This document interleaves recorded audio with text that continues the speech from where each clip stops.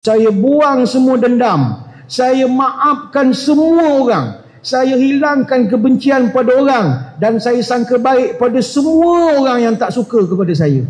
Kemudian saya tidur. Itulah amalan saya tiap-tiap malam. Maka kata Abdullah bin Amr al-As, "Hadhihi allati balaghat bika wa hiya allati la nutiku." Ini demo kenal barang. Inilah barang yang sebenarnya, yang mana kami demi Allah takkan mampu buat. Ini riwayat di dalam Musnad Imam Ahmad, dinilai sahih oleh Al-Hakim dalam Al-Mustadrak.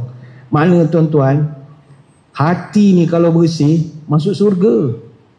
Hati, bukan penampilan saja yang mustahak. Kopiah ni semua penting, tetapi hati jauh lebih penting. Maka sangka baik, maafkan orang, jangan sangka yang tak elok kepada orang, ampunkan kesalahan. Yalah, kita nak tidur malam, ampunkanlah, maafkan. Ya Allah, tadi masjid tadi habis semayang, habis ceramah, kata ada makan, tak ada makan, tak dapat pun.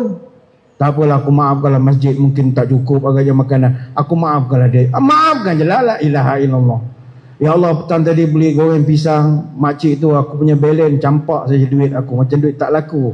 Dalam hati aku nak viralkan je makcik tu, masuk dalam TikTok padahal muka. Tapi tak apa, ya Allah, dia tak sengaja agaknya. Aku maafkanlah dia, ya Allah.